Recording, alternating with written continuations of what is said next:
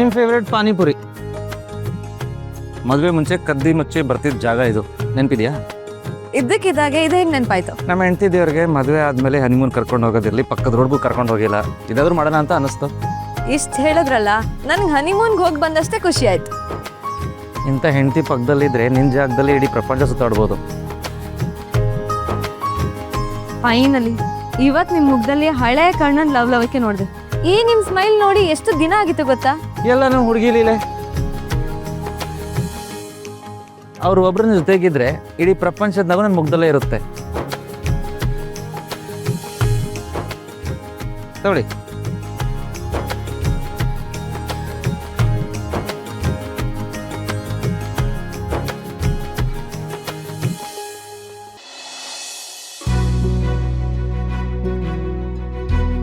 ಯಾಕೆ ನಗ್ತಿದ್ದೀರಾ?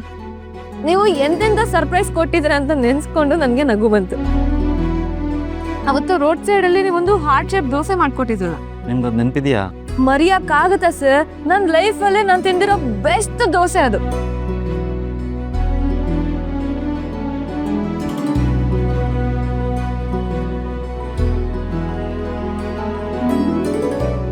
ನಾಳೆ ಮನೆಯಲ್ಲಿ ಅದೇ ಸೀನ್ ರೀಕ್ರಿಯೇಟ್ ಮಾಡ್ತೀನಿ. ನನ್ನ ಕಡೆಯಿಂದ ಡೀಲ್. ಫಾರ್ ಎ ಚೇಂಜ್ ನಾಳೆ ಆ ಕೆಲಸ ನಂದು. ಲೈಫಲ್ಲಿರೋ ಚಿಕ್ಕ ಚಿಕ್ಕ ಸಂತೋಷನ ಅನುಭವಿಸ್ತಾರಲ್ವಾ? ದೊಡ್ಡದೇನೋ ಬೇಕು ಅಂತ ಯಾವುದು ಕೇಳೇ ಇಲ್ಲ. ಜೀವಕ್ಕಿಂತ ಹೆಚ್ಚಾಗಿ ಪ್ರೀತಿಸೋ ಜೀವ ಪಕ್ಕದಲ್ಲೇ ಇರ್ಬೇಕಾದ್ರೆ ಇದಕ್ಕಿಂತ ದೊಡ್ಡದಾಗಿ ಬೇರೆ ಏನ್ ಬೇಕಿದೆ? ಈ ಕ್ಷಣ ಇಡೀ ಬ್ರಹ್ಮಾಂಡಕ್ಕೆ ನಾನೇ ರಾಣಿ, ನೀವೇ ರಾಜ. ಹೀಗೆ ಮುದ್ದಾಗಿ ಮಾತಾಡಿ ಮೋಡಿ ಮಾಡ್ಬಿಡ್ತೀರಾ, ಆಮೇಲೆ ನಿಮ್ಗೆ ಅಂಟ್ಕೊಂಡೇ ಇರಬೇಕು ಅನ್ಸುತ್ತೆ.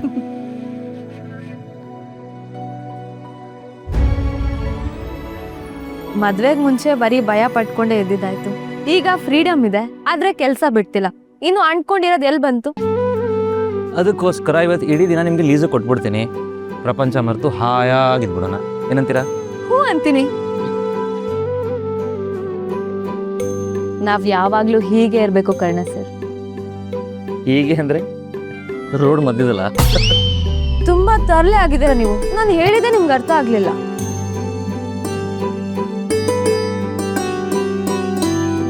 ಯಾವಾಗಲೂ ಕಣ್ಣಲ್ಲೇ ಕವಿತೆ ಬರಿಬೇಕು ಅಂತೇನಿಲ್ಲ.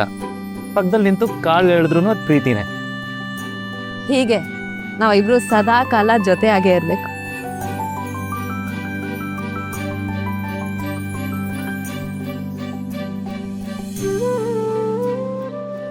ಎಷ್ಟು ಪ್ರೀತಿಸ್ತೀರಲ್ವಾ? ಪ್ರಾಣಕ್ಕಿಂತ ಹೆಚ್ಚಾಗಿ.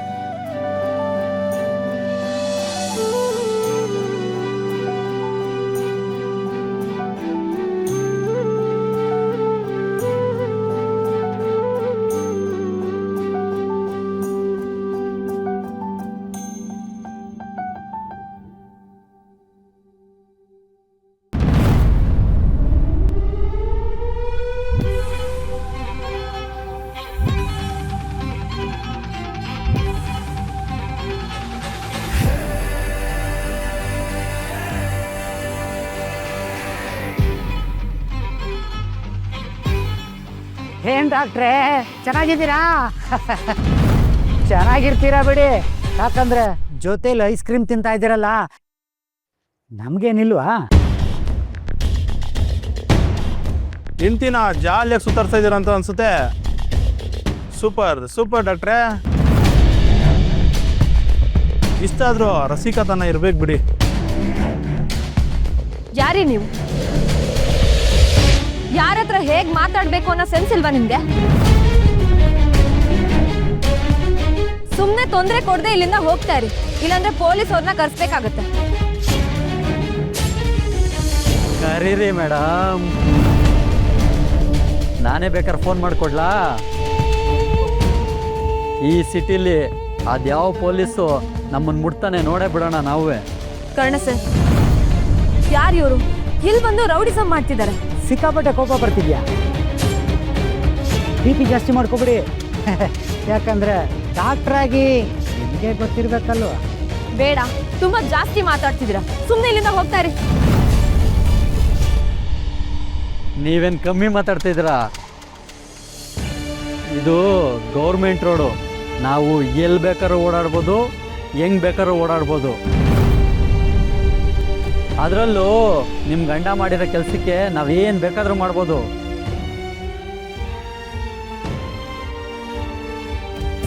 ಇದಾರೆ, ಬನ್ನಿ ಹೋಗೋಣ ಇಲ್ಲಿಂದ. ಕರ್ಣ ಸರ್, ಇದು ನಿಜವಾಗ್ಲೂ ನೀವು ಮಾತಾಡ್ತಿರೋದಾ? ಅವ್ರ ಅಷ್ಟೊಂದು ಅಸಭ್ಯವಾಗಿ ನಡ್ಕೊಳ್ತಿದ್ರು, ಇಲ್ಲಿಂದ ಹೋಗೋಣ ಅಂತ ಹೇಳ್ತಿದ್ದೀರಲ್ಲ, ಏನಾಗಿದೆ ನಿಮ್ಗೆ? ನೋಡಿ, ಇದೆಲ್ಲ ಮಾತಾಡೋ ಟೈಮ್ ಇಲ್ಲ, ಬನ್ನಿ ಹೋಗೋಣ ಇಲ್ಲಿಂದ. ಅಲ್ಲ, ಬನ್ನಿ ಹೋಗೋಣ. ಡಾಕ್ಟ್ರೇ, ಗುಡ್ ನೈಟ್, ಸ್ವೀಟ್ ಡ್ರೀಮ್. ನೀವು ಈ ಕಡೆ ಬನ್ನಿ. ಒಂದ್ ನಿಮಿಷ ಕರ್ಣ ಸರ್, ನಂಗೊಂದು ವಿಷಯ ಹೇಳಿ. ಈಗ ನೀವು ಮಾಡಿದ್ದೇನು? ನೋಡಿ, ಅವ್ರ ಹತ್ರ ಮಾತಾಡಿ ಪ್ರಯೋಜನ ಇಲ್ಲ. ಇಷ್ಟೊತ್ತಲ್ಲಿ ಇದು ನೀವು ಜೊತೆಲಿ ಇದ್ದಾಗ ನಾನು ರಿಸ್ಕ್ ರೆಡಿ ಇಲ್ಲ. ಅಲ್ಲ ಕರ್ಣ ಸರ್, ನೀವ್ ಎಲ್ಲೇ ಅನ್ಯಾಯ ಕಂಡ್ರು ತಪ್ಪು ಮಾಡಿದವ್ರಿಗೆ ಸರಿಯಾಗಿ ಬುದ್ಧಿ ಕಲ್ಸೋದೇ ನಿಮ್ ನೇಚರು. ಏನಾಗಿದೆ ನಿಮ್ಗೆ? ಮನೇಲಿ ಎಲ್ರು ಮುಂದೆ ಏನು ಹೇಳಕ್ಕಾಗಲ್ಲ, ಅದಕ್ಕೊಂದು ಕಾರಣ ಇದೆ, ನಂಗೆ ಅರ್ಥ ಆಗುತ್ತೆ.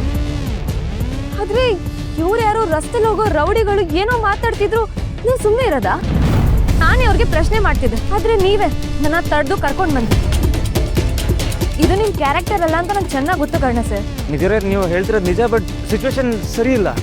ಕರ್ಣ ಸರ್, ಸಿಚುಯೇಷನ್ ಎಂತದೇ ಇದ್ರು ಒಬ್ಬಂಟಿಯಾಗಿ ನಿಂತು ಅವ್ರ ರೌಡಿಗಳ ಮಧ್ಯೆ ಫೈಟ್ ಮಾಡಿದವ್ರು ನೀವು ನನ್ನನ್ನ, ಅಕ್ಕನ್ನ, ನಿಮ್ ಪ್ರಾಣನ ಪಣಕ್ಕಿಟ್ಟು ಕಾಪಾಡಿಲ್ವಾ?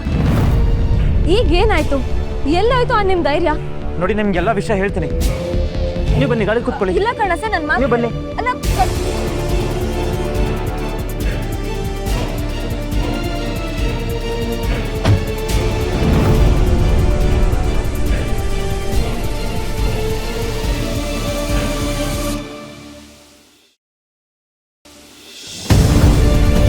ಏನ್ ಡಾಕ್ಟ್ರೇ, ಫುಲ್ ಅವಾಜ್ ಆಗ್ತಿದ್ರಲ್ಲ ನಿಮ್ಮ ವೈಫು, ಬ್ಯೂಟಿಫುಲ್ಲು. ಎಲ್ಲಿ ಕರ್ಕೊಂಡೇ ಬಂದಿಲ್ಲ? ನಮ್ಮ ದೃಷ್ಟಿ ತಗುತ್ತೆ ಅಂದ್ಬಿಟ್ಟು ಕರ್ಕೊಬಂದಿಲ್ವಾ? ನಿಮ್ಮ ಹತ್ರ ಸಾಲ ಮಾಡಿರೋದು ನಾನು, ನನ್ನ ಹತ್ರ ಮಾತಾಡಿ. ಅದು ಬಿಟ್ಬಿಟ್ಟು ನನ್ನ ಫಾಲೋ ಮಾಡ್ಕೊಂಡು ಬಂದು ಫ್ಯಾಮಿಲಿ ಜೊತೆ ಮಿಸ್ಬಿಹೇವ್ ಮಾಡಿದ್ರೆ ನಾನು ಇನ್ನೊಂದು ಮುಖ ನೋಡಬೇಕಾಗುತ್ತೆ.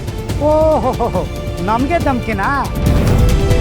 ನಮ್ಮ ದುಡ್ಡು ನಮ್ಗೆ ವಾಪಸ್ ಬರೋ ಗಂಟ ನಾವು ಹಿಂಗೆ ಮಾಡೋದು. ಏನು ಮಾಡ್ತೀಯಾ? ಏನು ಮಾಡ್ತೀಯಾ? ಏನು ಮಾಡ್ತೀಯಾ? ಸಿಂಪಲ್ ಆಗಿ ವಾರ್ನಿಂಗ್ ಕೊಡ್ತಾ ಇದ್ದೀನಿ. ಪ್ರತಿಯೊಂದಕ್ಕೂ ಒಂದು ಲಿಮಿಟ್ ಅಂತ ಇರುತ್ತೆ, ಅದನ್ನು ಮೀರಿ ಹೋಗಬೇಡಿ. ಹೆಣ್ಮಕ್ಳ ಹತ್ರ ಮಾತಾಡುವಾಗ ನಿಮ್ಮ ಭಾಷೆ, ನೋಟ ಎಲ್ಲ ಸರಿ ಇದ್ರೆ ಒಳ್ಳೇದು. ಮೈಂಡೆಡ್. ನಿಮ್ಮ ಹೆಂಡತಿ ಎಷ್ಟು ಬ್ಯೂಟಿಫುಲ್ ಗೊತ್ತಾ? ತಲೆಯಿಂದ ಕಾಲವರೆಗೂ ನೋಡೋದ್ರಲ್ಲಿ ತಪ್ಪೇನಿದೆ?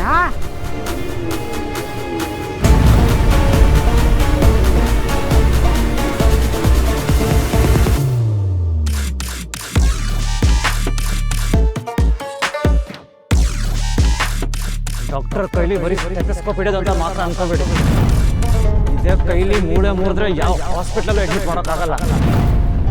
ಹೆಂಡತಿ ಬಗ್ಗೆ ಕೇವಲವಾಗಿ ಮಾತಾಡಿದ್ರೆ ಹುಟ್ಟಿದ್ದೆ ಮರ್ತೋಗ್ಬೇಕು, ಹಾಗೆ ಮಾಡ್ತೀನಿ.